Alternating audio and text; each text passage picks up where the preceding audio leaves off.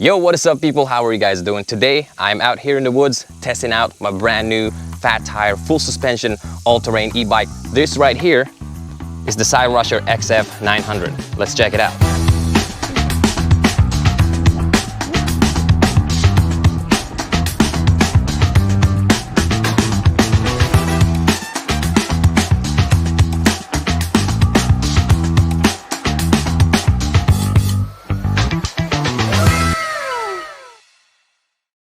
So this is probably the coolest rear hub motor e-bike that I've ever seen. Let's take a closer look. There's 3 color options for this. There's a blue one, a yellow one, and a white one. Of course, I picked the white one because I think this is probably the best looking color for this e-bike. Let's check out the motor real quick. So the motor is 750 watt, pretty standard, but it peaks out up to 1500 watts. And the battery is a 48 volt, 17 amp Samsung. There's Samsung cells in there. And it's full suspension.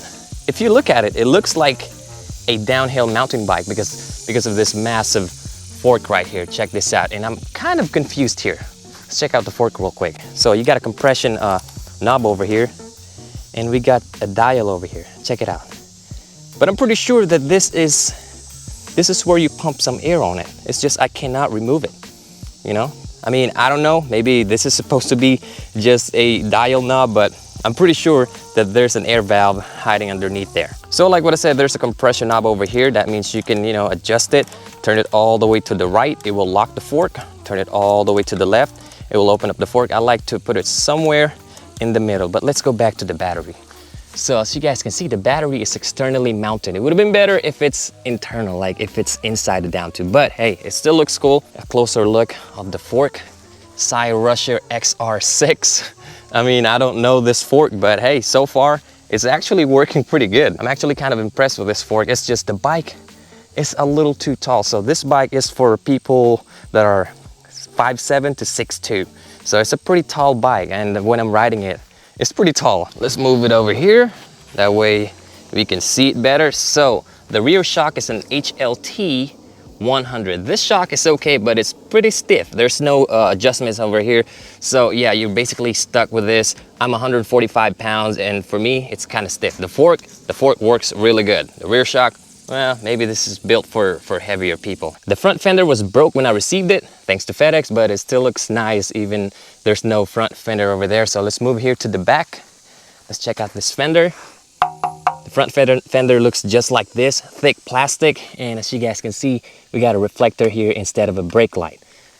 They replaced it with this seat brake light right here, or running light. There's a button over here, and you got options. You can use it as a blinker or a running light, and that's about it. I actually kind of like it. That means if I want to remove the rear rack, that means I don't have to worry about the wires. I actually like this, but some people like the brake lights, but for me, this is all right. It's just I have to replace the battery every once in a while. It's actually easy to access. There's like a little knob over here, and the battery will fall up. Since we're over here, let's check out the saddle. The saddle is pretty good, pretty comfortable. Got some graphics over here, and the seat post is long. I'm talking about this is pretty long. So yeah, this is built for taller people maybe, but all the way down, yeah, that's it. I mean, it's still tall. I'm 5'10", but it's still kind of, I'm tiptoe right now, tippy toes.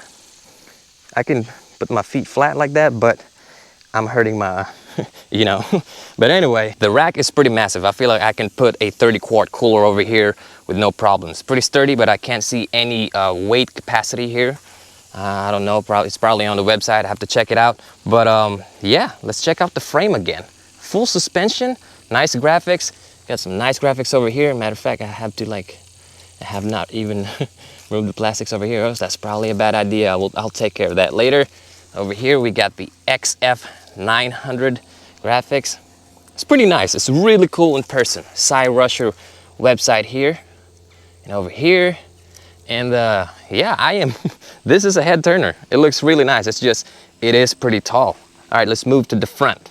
So they installed a mountain bike handlebars over here. And check this out, they put a nice pair of zoom brakes over here. Most e-bike companies, they'll just throw in and branded pair of brakes, and I feel kind of sketchy sometimes. And they paired it with 180mm rotors, front and back. So since we're over here, let's check out the cockpit. It's pretty simple. Again, I really like that they actually put a mountain bike style handlebars over here. So, all right, over here we got the horn, and it's pretty loud. It is really loud. So over here, we got plus and minus button for the pedal assist. The screen is really bright. Right now, it's on direct sunlight, and I'm wearing sunglasses, and I can still see this very clear. So up and down, pedal assist, and the M button.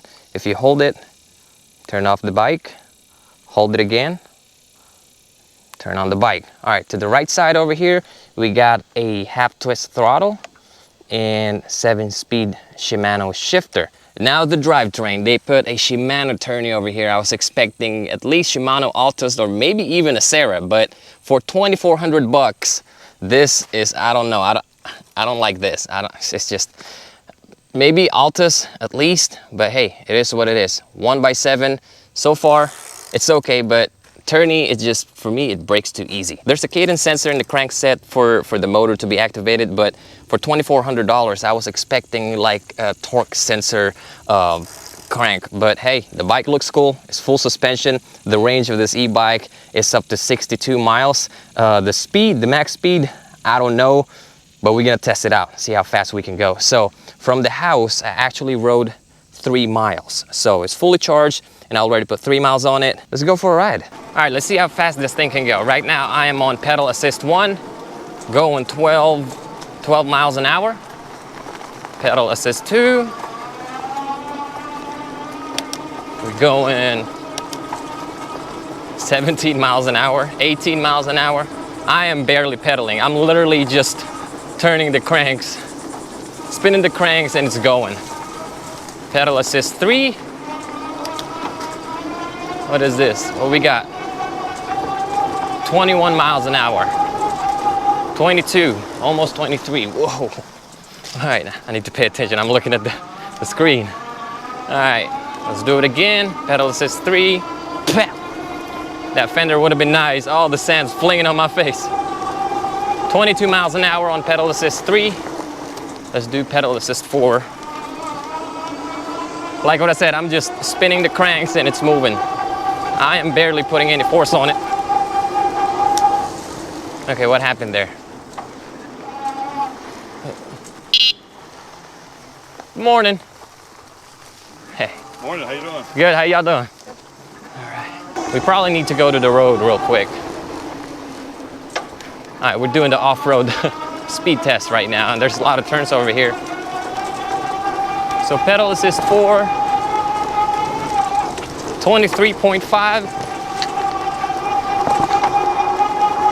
That's it, 23.5 miles an hour on pedal assist 4. Let's do pedal assist 5. Oh, chunky.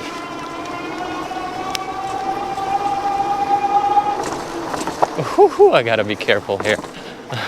This fork feels so nice.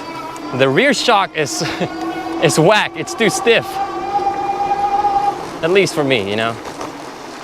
All right, I need a stretch. I need a nice straight stretch over here. We need to do a pedal assist 5 off-road test, how fast it can go. Dang, the rear shock is just, I wish there's a little bit of adjustment for it, but hey, it's what it is, pretty stiff.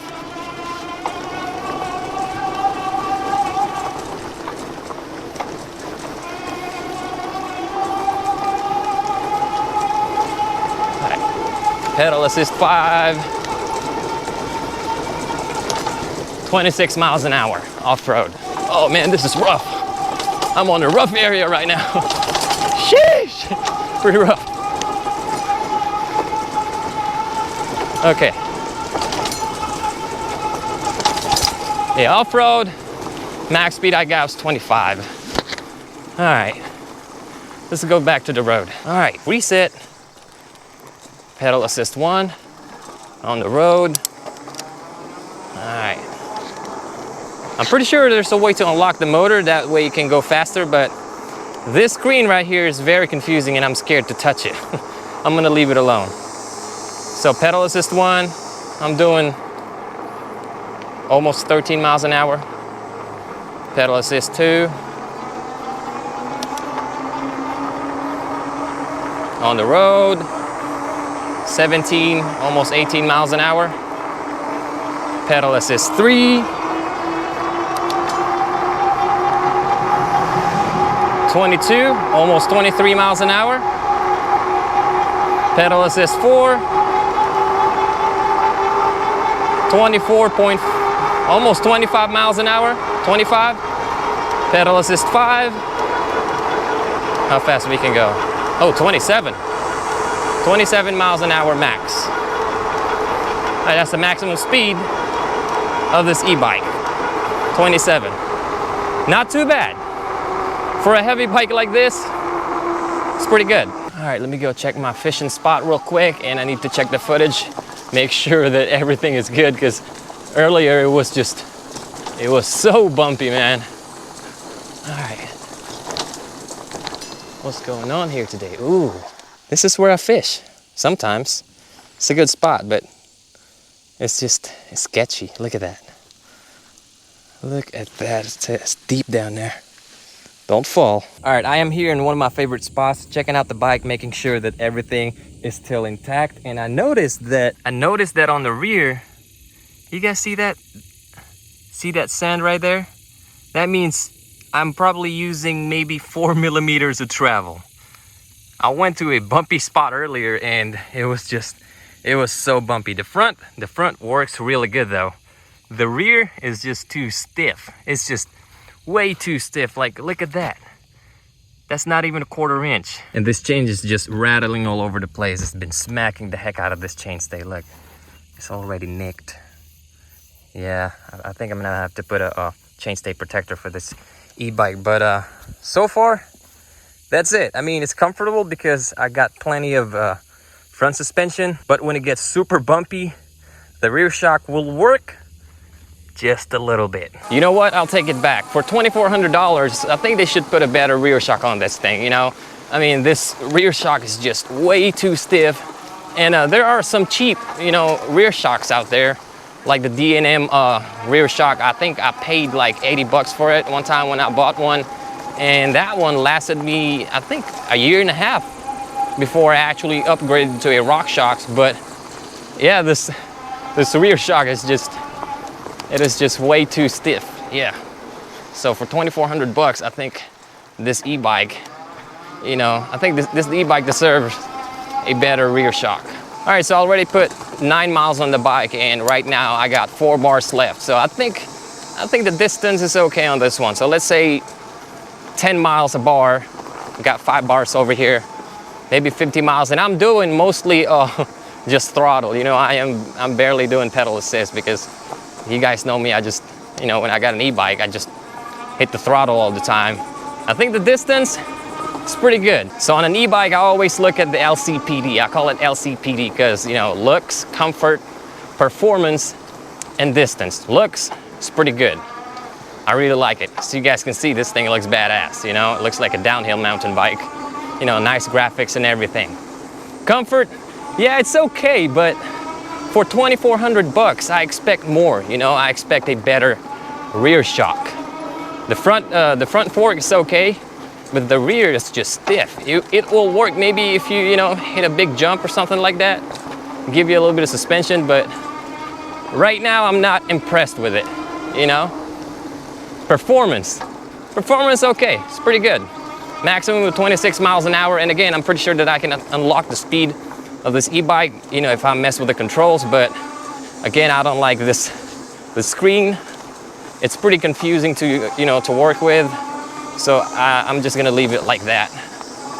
The distance, I think we're pretty good on that. It's like what I said, right now I got 9 miles already, and I still got, what, 4 bars? It's going 3 to 4. So right now it's 4, and it's going back to 3. So I think it's, you know, it's ready to go down to 3 bars. Just hesitating. I don't know, maybe depending on how hard I'm pedaling, or I like it, you know? But again, I expect a better shock, rear shock on this e-bike. Brakes are pretty good. Matter of fact, let's do a brake check. All right, let's do 20 miles an hour, 21.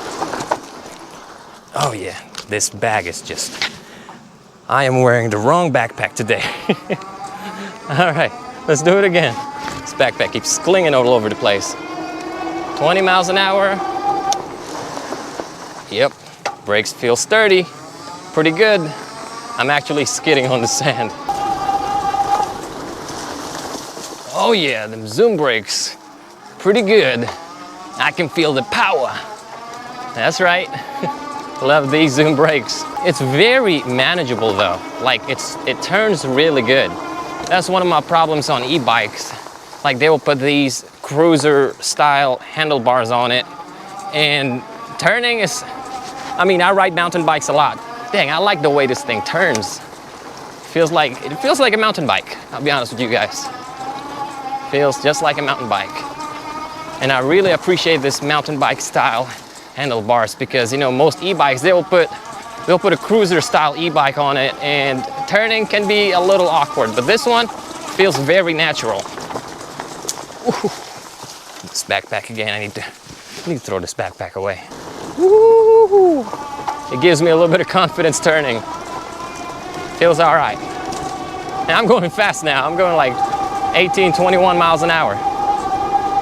Let's do this final stretch and let's go home, because it's like 12 p.m. right now and it's about to rain around 1. So I don't want to get wet. Dang, it turns so good. I like it. That's what I noticed so far. Turns real good, handles pretty good. It's just the rear shock, man. It's pretty damn, oh man. It's pretty damn rough. Here we go. Oh.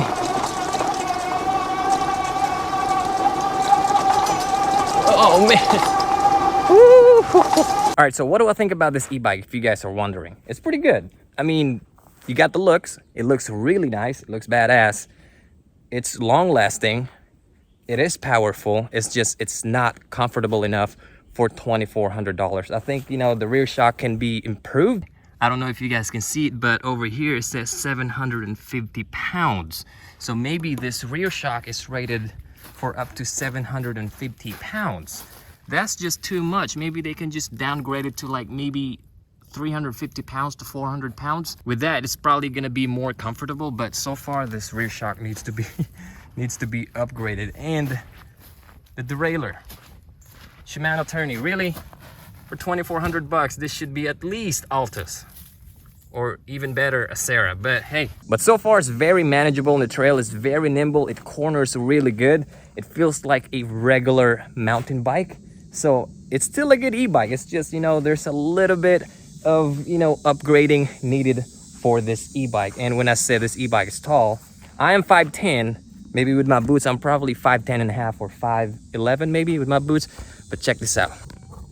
All right. So, seats all the way down. And